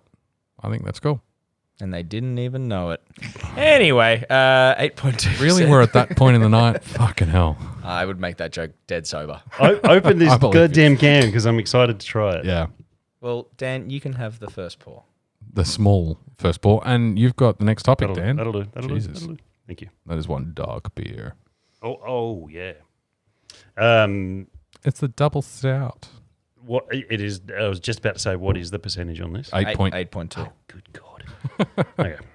I'm glad I ate before I left. It smells amazing. I guess the thing that I should be talking about is what I've been able to do with play with one hand. So I'm really not sure we want to go to those yeah, depths. well, I was leaving enough pauses in there for you to get to it if you wanted to. So heard all the cogs turn in Pete's head at once. Just but they malfunction. They turn too quickly. yeah. You can have your augmented eyes, Dan. Overheat. So obviously, I couldn't even use a keyboard and mouse. Every time I go, I'll go and play God of War PS4 again. I can't because I can't use a controller. I'll go and play this, or I'll get back into Red Dead Redemption, or I'll do something. Because you're sitting at home bored shitless, right? Yeah, and I'm like, I fucking can't. Every time I think of something, like I can't. Which is why you break a leg. Yeah, exactly. He which couldn't even you're a hold his master phone at. while he was doing other things. Fair enough. So I decided I'm glad you got one in. I'm glad. turn-based combat was the way to go. Yeah. Obviously, we'd played Divinity before, so I'm like, Fallout Tactics? well, Old school Final Fantasy? Wasteland 3. Okay. Wasteland. So Wasteland is Wasteland is basically Fallout, but in the old school isometric Yep. top down. Which Fallout Tactics was? Yeah. So this is You could have played UFO. Enemy you mean Unknown? XCOM. No, before XCOM was like the 7th in the series. I didn't want to actually play something good and modern, so Wasteland 3 only came out last year. I'll have you know, UFO Enemy Unknown is an awesome fucking game, even today, especially playing on PC. Anyway, it's really good. It's clever. It's well written. It's well voice acted. It's got the humor of It's a little bit more serious than Fallout, but they've got their own version of the comedical Pip-Boy symbols for all your skill upgrades and everything like that. There's you get to I still want to get one of those tattooed on me. The Pip-Boy, Yeah. I haven't picked which one. That's the only reason it's not already on me. And you guys both got tats recently, so I feel like it's my turn. That's true. Carry on. There's been a lot in between there, Pete. So True. It's got really great humor. There's an enormous amount of pop culture references. I just came across a very highly advanced vehicle that was built for Ronald Reagan. Right. That has got a super intelligent AI in it, but it's like the bullet farm guy from Mad Max Fury Road. Yep. You know, he's in that like converted Cadillac tank Yeah. thing. Yeah. It's like that, but it's Knight Rider. It's the kit. Yeah, cool. It's kit car. So it's got really good pop culture references on that side of it. It's the turn-based combat's great. It's a little limited because you're only using, well, I guess it might advance a little bit. I'm about halfway through, but guns and grenades and things like that. So unlike Divinity, where there were so many elemental aspects to it, I'm kind of looking for that sort of stuff, but it's not. We could play Divinity too. Yeah, well, I couldn't because PlayStation. I couldn't use my second hand, but I can now. So. But you could in Divinity 2 because there was nothing that was. It's all turn-based. You could take 15 minutes. It'd annoy the shit out of me, but the game wouldn't care. Yeah, but the It's best, very generous of you, Peter. the best thing to do probably would have been to link my characters to you. So whenever you're moving around in the open true. world, Yeah, Smart. So yeah, we might get back into that. But it was good. Cool. It's the graphically good isometric stuff. Even these days, they can go pretty high detail. And it's fun. Well, I mean, the XCOM games are still isometric. They're now you can rotate around them in more three. It's Warhammer 40kx-esque. So this you can as well. It's got all that sort of stuff, and there's multiple ways to attack objectives. It's exactly the same as the Divinity. You can go different paths depending on your skills. Hacking, lockpicking opens different paths for you. You can very Fallout-y. Yeah. So or you can just brute force it and go in the front door, guns blazing, whatever you feel like. Hello. You've got a 6-man squad or 6-person squad. Okay. And Dan. you can actually fill out. You can use four custom characters for the six people. Yep. But you've got to have 2 NPCs in there. And I understand why they do that because there's a lot of cross dialogue that comes from when you meet other NPCs in the world. And there's a lot of cross dialogue there between the characters that actually exist in that world versus the player created ones. Yeah, okay. That makes sense. And I'm really enjoying it. It's good. Cool. Good. Yeah, I'm about halfway through. I'll continue it. And So do you can control 4 of the 6?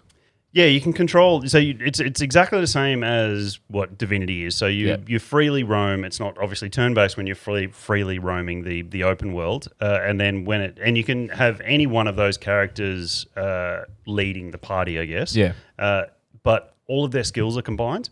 So once It's you like get Baldur's Gate. You played Baldur's Gate, exactly, right? yeah. So No, I was just thinking because it's like one of the other games I was thinking going back and finishing is Dragon Age Inquisition. which I've never played. I love the Dragon Age games, and Dragon Age Inquisition went back to what Origins was like. Dragon Age 2 went a bit off kilter, kind of like if you ever played the old turn-based, old turn-based Final Fantasy games from like. So I started my first Final Fantasy game was 10, and I've played 10, and then I played 12, and then 13 went like this weird. Do you want more? I've got a lot in this class. Right. He does have a lot in that class. I don't need any more 8%. Yeah, I felt a little ripped, to be honest, but no, it's fine. It's fine. you can spit it into your mouth if you want. It's just, I'm not that drunk. But this has been my problem. That denotes that there is a level that becomes acceptable. Anyway, But that has been that kind of like in Dragon Age, you have your party leader. yeah. But then mid combat, you control all 4 people in your party. that is my problem with the Avengers game, which I've really been looking for a way to say it. But you run in as a party of 4 of the total 7 characters you have now, but you still are stuck. So I'm stuck controlling Cap if I choose Cap as my guy. It makes no sense, and I should be able to go, like, I don't know if you ever played the X-Men Legends or Marvel Ultimate Alliance, but it was the same thing. You had a party of 4, but you could switch between the 4 of them. That is what Square Enix has really missed the boat on this game, and it makes it so much more boring. But if I could go from, throwing, even controlling Iron Man and using my Unibeam power. So he has you have your 3 powers, and one of them is like he uses the Centra, Unibeam power.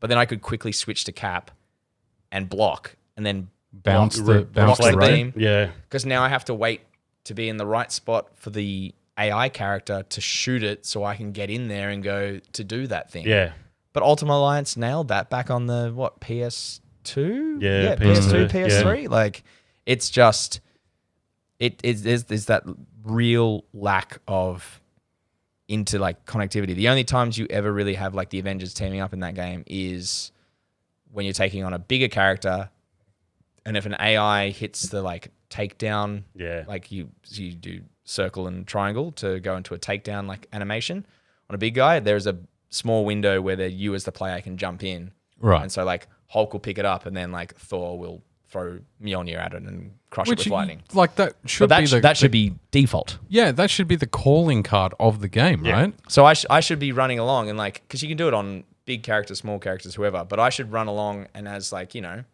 as Cap, I should run in and kick some dude in the head, and then Mjolnir should just run and flatten him. That's exactly what they've missed, and it's a real disappointment in that game. But Did you see? It looks like sorry to kind of cut in at the end there, but did you see that they believe, based on set photos, they now know that Jane Foster becomes Thor in the current universe rather than relying on the multiverse to get Mjolnir back? Well, she did in the... Because they've seen her with Mjolnir, so we know that's she obviously is deemed worthy and becomes Thor with contact with Mjolnir, but there was lots of conjecture about whether or not it's the multiverse version of Mjolnir or if something else has happened. So there's been a set photo where they've got a monument to Odin on the rock of his death, and Mjolnir's pieces are all collected in a little glass dome. And so obviously she's touching, presumably paying respects or something. Yeah, and she touches Mjolnir and it reforms and deems her worthy, and that's how she becomes Thor. Well, Sindri in the Forge is still there. Yeah, absolutely. Yeah, also, in the comics, when Jane Foster took on the role of Thor, and they didn't reveal it was Jane Foster for they never really explained the origin story. They did eventually. I can't remember exactly what it was, so I'm not going to do it disjustice. But or injustice, whatever. But she actually gained more control over Mjolnir than Thor Odin's son did. Yeah, okay. And she learned to... She's fucking stacked at the moment too, Natalie Portman. But the Jane Foster character controlling Thor learnt that Mjolnir actually speaks to whoever has the power of Thor, and they can actually have a more symbiotic relationship, and it made it cool. And it made for more exciting like a spirit sword. Kind of, yeah. Or soul sword. Cool. Yeah. This beer, again, delicious. Excellent. Yeah. Yeah. Oh, Moondog just kill it. And just I love them. Just bang on for everything they describe, and yeah. I think calling it a raspberry candy imperial stout. I think there was trademark issues. Oh no, yeah. I guarantee.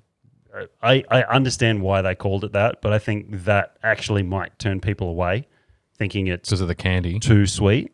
But it's not. I think it's a perfect balance for what it is. The black malt. If it was anything other than a dark, it wouldn't work because it'd be too sweet. No, it's because the dark malt there balances it all out. But I do like the way that dark malt balances against sweetness because you get that hit of sweetness first, and then the dark malt just comes straight. That's exactly it. Yeah. So the balance is you get the sweetness and then you get the bitterness of the dark malts, rather than it kind of mishmashing together into something that's kind of neutral. Yeah, and still, once again, another beautifully designed label from them. Yeah, they do label the shit out of their cans. Yeah, I've got a quick topic for something that we talk about or mention, but we never really talk about, and it's music. Oh, okay. yes. Yeah. You mentioned this earlier. Yes. So I I love listening to video game soundtracks. I think I mentioned this before. I've now started branching out into covers of video game soundtracks. Ah. Yep. We've Um, had a few of the metal covers on. oh, tap. there's much more. My new favorite is the Mariachi Entertainment System. It is fantastic. They have 2 albums on Spotify. Treat yourself.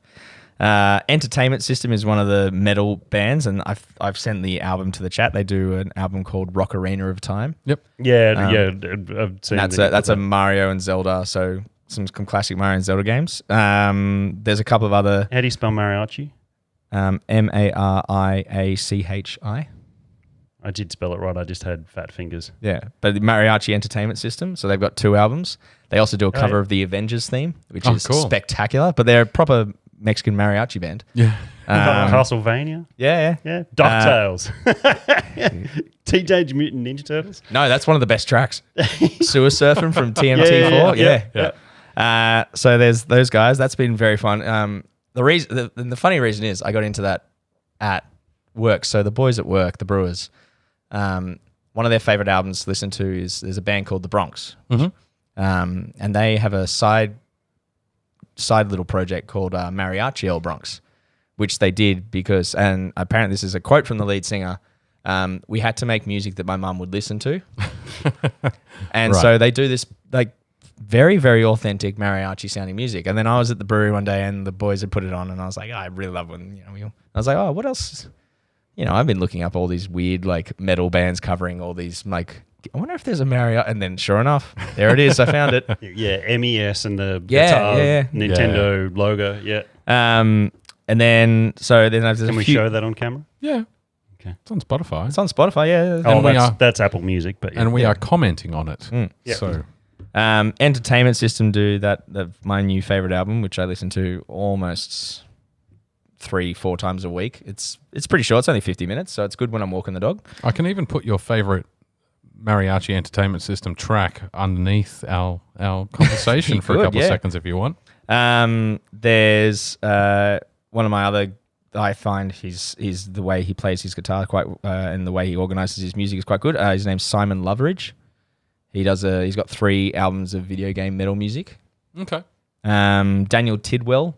The reason I love him the most is he has one of the best covers of the Pokemon battle theme, but it's just shredding guitars. It's so good. Yeah, cool. Oh wow, the album covers for Entertainment System are pretty good. Yeah. Rock and Roll Serial. Rock and Roll Series is the best one. Yeah, that's the Mario versus Zelda. Yeah, I can say that now. Yeah. The most famous one that they're just straight like orchestral covers is Video Games Live. A new one I've discovered is Insane in the Rain Music, all one word. So have fun like typing that in. Yeah. But they do really awesome jazz covers. Cool. Yeah. Wow. I do like Richard Cheese. God, so you have gone down a rabbit hole. With Oh this, wait, haven't there's you? more. How many are in this list? I got 2 more. So the last one is there's a guitar duo called Super Guitar Brothers, and they do the entire Ocarina of Time soundtrack on 2 guitars. And then the last one, which I find is the only one I can really play at the brewery and get away with it, because that plays to the general public when like people are in there. It's called Zelda and Chill, and it's one of those like lo-fi hip hop albums. Yeah, okay. Yeah. But it's all the music from Zelda, and I play it, and like the Brewers are all nerds and they play video games, and when I play most of it, they're just like, Tom, stop playing video game music. I was like, oh, sorry. But I played that, and one of the Brewers goes like, man, this is really cool. Like, I'm vibing. And I was like, listen closely. He goes, is that fucking Zelda music? I was like, yes, you're welcome. There's a very famous guy on YouTube. He's got like a very well followed channel where all he does is jump on Omegle, whatever the random video chat roulette style program is, and plays, unfortunately, anime. And I'm not a big anime fan, so I don't watch a lot of it, but he plays anime theme songs on his electric guitar to random strangers and just to get a reaction. And I've got to say, he is a very fucking talented guitarist. There are a few very, very talented guitarists who have popped up recently, especially in like viral Facebook videos, and they're to, and for lack of a better term, they are to the stereotypical Karen screaming about something, but then they add a metal track to it. Yep. They've also done it to... I watch Karen videos at lunchtime. That's my 10 minutes of peace and quiet away from work. Search Karen Metal, and you won't be disappointed. They also do it to Southern Baptist preaching. So when they're like, the Lord will repent, it's just like... boom, dum. It's fantastic, but it's just like, it's the two videos side by side. So it's the guys yelling into the microphone, and then the guitarist is being like, but he plays, and when they stop, he pauses, and he goes... It goes back into it. It's just quality comedy. Yeah, like, cool. But with a very, very like resounding video game. No, just like pure metal, like Right. backing track. It's just very funny to watch out because these guys would be like, "That is the devil's Yeah. music," and it's just absolutely taking the piss. There's one, I just had to find out what the actual name of it was. He does metal meets, or meets metal. So it's something, so it's Star Wars meets metal. Yep. But his best one, I reckon, is the 90s X-Men theme. Is that Power Glove? It could be, yeah. Power Glove Yeah, does. yeah. He's got an album which is all 90s like kids TV shows. Yeah, that it probably is him then, yeah. And the album is like a kid sitting in front of the TV and like these demons are coming out of it. You search Power Glove? Not Power Glove, no. I I don't want to hit YouTube now because it'll play and... The Omegle guy that I was talking about on YouTube is The Do. Is his name. Anyway, we've got about 7 minutes left. If you've got a last topic, Dan. I'm actually pretty pissy after all these fucking 8%. They were pretty strong. Well, Tom's still got a little bit left in there. Just a little. Also, he's pretty busy dude. What do we got? We got The Stand, American Gods Season 3, or The Watch. The Stand. The Stand. Did you watch it? I've watched the first 5. I'm halfway through season 2 of American Gods, but I really want to see season 3. I couldn't get through season 2. It went nuts. And I struggled through season 2. I actually lost a little bit of my enthusiasm for it. But season 3, we're 3 or 4 episodes in. does it make sense now? Because it was always a hard to follow It series. is hard to follow, yeah. I didn't find that with season 1. I found season 1 was... Oh, no, season 1 was great, yeah. But season 2, I think maybe... If you understood the concept behind what they were displaying, because the first 2 episodes of season 1 were hard to follow. Yeah. And Well, being strung up from the tree, I think at the end of episode 1, it was like, what the fuck just happened? How did we get here? I don't know if it was that early, but yeah. Yeah, I know what you mean. Yeah. I I think I'm struggled 3 episodes into season 2, but it has been a while, so I need to watch like a little recap before I get back into it. Have either of you read the book? No. No. It was a Neil Gaiman? Neil Gaiman. Yeah, okay. But I surprised that I read remembered his that. entire Fucking Sandman, big. entire Sandman comic series, Yeah. and loved it. Absolutely loved it. Yeah. American Goods is real. American Goods. Because you've got to drive. Well, no. Because I'm thinking about the books that he's written. So Good Omens Yep. and American Gods. So we didn't make it The through. Good Omens series is fantastic. Well, we didn't make it through. We got through, I Really? think, 2 episodes. And I'm loved like, it. So drags. So I know we're way off script and we'll come back, but I mean, this was just a filler. I mean, it's, yeah. they did a mini series and it's on I know. on BBC. Is it called the Prime. Script? Oh, the script. Yeah. I think it's called the Script, and it's it's all those guys doing. no, it's just 2. No, it's literally just David Tennant and Michael Sheen. Oh, and they were ripping on it. That was during lockdown. Was that during lockdown? Yeah. Well, they're still in lockdown. They UK are. is still very much in lockdown, but it's literally just a webcam series of their 2 houses. Yeah, they had And one then- of them was I think it was maybe an advert for it, but it was the one where they did the paintings. Yep. And then- And it's literally just those 2 as themselves, not as characters, just talking shit. And Because it's David Tennant with a Scottish accent. That's when you know it's actually him, yeah. it's very much actually him. And Michael Sheen's Welsh. He's not English, so it's got and they're giving each other shit, and it's fucking hilarious. It's not real, but it's real enough that it's funny as fuck. And David Tennant's wife, who plays the daughter of Doctor Who in the Doctor Who series, and she's stunning. Apparently, that's where they met. So he went on to marry them. They've got 3 kids, so the kids are in the fucking show, and just very, very funny. It feels unscripted. Finding out weird like marriage relationships of British We've people got in 5 segments here. No. Just that really made me think of it. I'm sorry for cutting you off, but it was just we've been watching the F1 series, which we brought up on the last thing. I don't know if you've seen it. It's on Netflix. The F1 Drive to Survive. What's it called? F1 Drive to Survive. Okay. And it's the Never behind heard the of it. scenes of the F1. A lot of it follows Daniel Ricciardo, so you got that kind of Australian larrikinism. In fact, one of the you're gonna have to bleep this one, but he says in like the opening of one of the episodes, he's like, fuck, Netflix are a bunch of cunts. And he goes, they'll never film that, and they do it, and they don't censor it, and it's just him walking down pit lane being like, yeah, just as a joke because he's got their cameras on all the time. I've actually decided, purely out of laziness, that I'm going to allow 1 C-bomb per episode if we get through. So, well, that's a quote. There we go. Well, and you get through with an R rating on TV, so fuck them. Yeah, fair enough. But it's the owner of the Red Bull racing team, who you come to know over the first 2 seasons, is married to one of the Spice Girls. Okay. And I was like, Do you know which one? It's Jerry obviously- Halliwell, Ginger Spice. Yeah, wow. Yeah. They have a thing where they're like flying. He's flying to like, you know, The least Monte attractive. Carlo for a F1 race, and he's dropping off at like a stadium to do a show, and he's like, I'll pick you up on the way home in their private hell. fucking helicopter. Yeah, fucking hell. Yeah, anyway. Life for the rich and famous, eh? If it's called The Script, watch The Script. David Tennant and Michael Sheen, they are Yeah, hilarious. I've heard of it. I've seen David Tennant it's- is funny as fuck. It's slow. Anyway. It's the sort of thing you sit on a dark beer and you Yeah. just let it permeate. Or, Yeah. or you know what, smoke a fucking blunt. Yeah. It would be perfect for that. Yeah, well, they're both amazing actors. So, Yeah, they really are. Yeah, to be able to do something like that is just And probably the- releasing them from And the guests, constraints. the guests, And they're creative, they can like just letting their creative juices Exactly, kind of run. yeah, It's 2 talented men. So yeah. Whoopi Goldberg's in one of the episodes as a Yeah. cameo, and they have cool. one of the dames. I can't remember her name. Dame Judi Dench. Judi Dench? Judi Dench. Sorry, Dame Judy. What? Judi Dench. Give me another beer.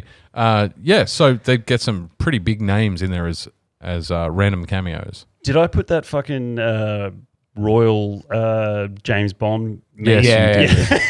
There's been some great memes as a result of The other one I saw was the Queen in the car with the fucking silenced pistol. no, who's the bad guy from Black Panther?